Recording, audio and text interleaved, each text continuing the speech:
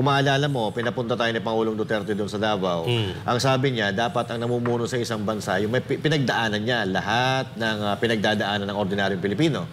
Kasi si Pangulong Duterte nagmula yan sa mahirap na pamilya, isang kahigisan tuka, kaya nga siya tawag dito, working student nung siya ay nag-aaral dahil sila ay mahirap lang na pamilya.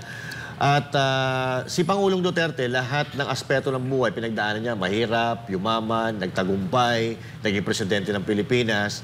Kaya naman, effective siya Effective siya bilang leader kasi alam niya yung pakiramdam o sikmura ng mga ordinaryong Pilipino. Hindi katulad nitong mga nakaupo ngayon, karamihan sa mga nakaupo ngayon, pinanganak yan na may mga golden spoon sa kanilang mga bibig. So, ibig sabihin, hindi nila pinagdaanan yung kahirapan sa buhay. So, sa feeling nila, sa mga konting ginagawa nila, okay na yon. Akala nila, sapat na yung ginagawa nila para matulungan sa kahirapan ang kababayan nating mga Pilipino.